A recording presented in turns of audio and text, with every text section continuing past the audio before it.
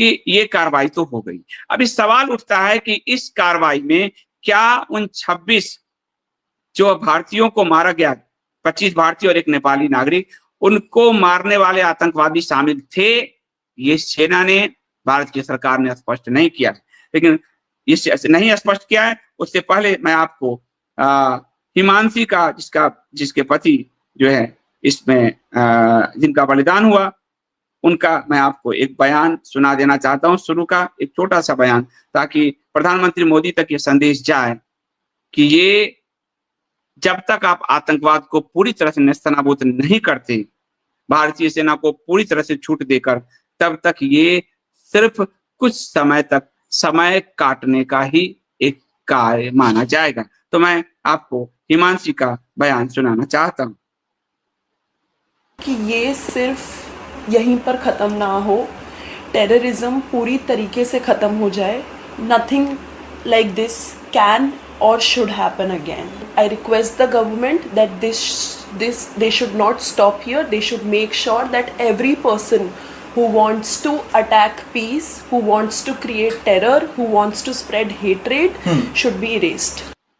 मैं तो ये भी आपको ध्यान है, हाँ ये ध्यान है कि जो आतंकवादी हमले में नेवी के अधिकारी विनय नरवाल मारे गए थे।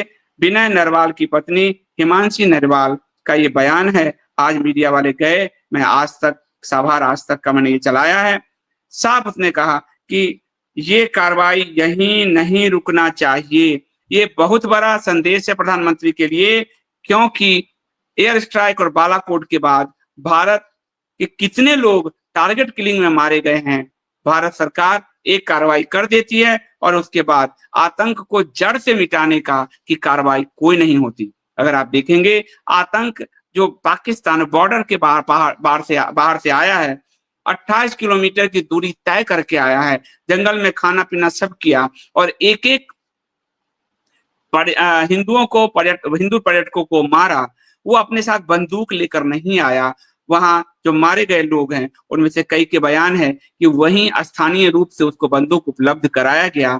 इस पूरे मामले में भारत सरकार का फेलियर ये है कि वो जो स्थानीय जिहादी तत्व है उसको बचा लिया गया है, क्योंकि कश्मीर को अच्छा दिखाना है, कश्मीर में विदेशी निवेश लाना है, कश्मीर में अरब का निवेश लाना है, और कश्मीर में एक हाथ में कुरान और एक हाथ में कंप्यूटर की अवधारणा को सफल बनाते हुए दिखाना है, सबका विश्वास की अवधारणा को सफल बनाते हुए दिखाना है। इसलिए उन पूरे आतंकवादियों को बचा लिया गया है।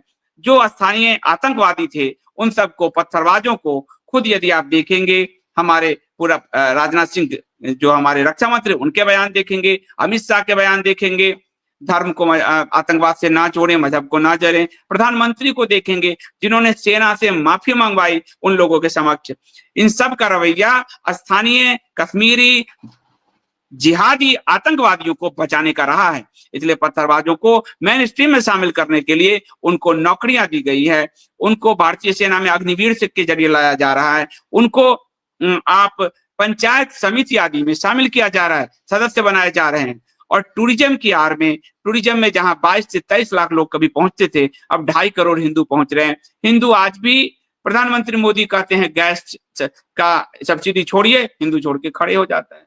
आप नोटबंदी करके खड़े होइए, खड़े रहिए, ताली बजाइए, ताली बजाओ, ताली बजाइए, ताली बजाओ, जो करना है। ऐसे हिंदू उठता है और बैठ जाता है। हिंदुओं से कहा जाइए कश्मीर में आप टूरिज्म कीजिए, हिंदू चला गया।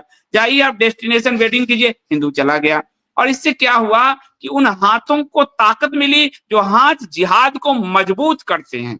साफ साफ मेरा कहना है, कश्मीर घाटी में यदि एक भी कश्मीरी पंडित नहीं बच सका, ये सरकार का फेलियर है। और यदि एक भी कश्मीरी पंडित को बचाने के लिए वह मुसलमान सड़क पर नहीं उतरे, तो वो मुसलमान भाईचारे की बात बिल्कुल नहीं कर रहे। वो सिर्फ हिंदुओं के पैसे से अपने घर को, टूरिज्म को और टेररिज्म को, दोनों को चलाने का प्रयास कर रहे हैं। और इसलिए जब तक उन टेररिस्टों को नहीं मारा जाता, नहीं पकड़ा जाता, ये कार्रवाई अधूरी है। इसके अलावा जो बॉर्डर पार से आए थे, उनकी आपने स्केच जारी किए, क्या इस एयर स्ट्राइक में वो मारे गए? अभी तक इस पर सरकार मौन है। सेना ने भी ऐसी कोई आंकड़ा नहीं दिया है कि वो आतंकवादी मारे गए। इसलिए 26 लोगों को मारने वाले, जिसमें से 24 हिंदू थे, हिंदू का नरसंहार करने वाले आज भी बचे हुए हैं। हिंदुओं को आज भी न्याय की प्रतीक्षा है। और ये नरवाने जी की पत्नी हिमांशी ने जो कहा है, ये मोदी जी को गांठ बांध लेनी चाहिए कि ये कार्रवाई रुकनी नहीं चाहिए।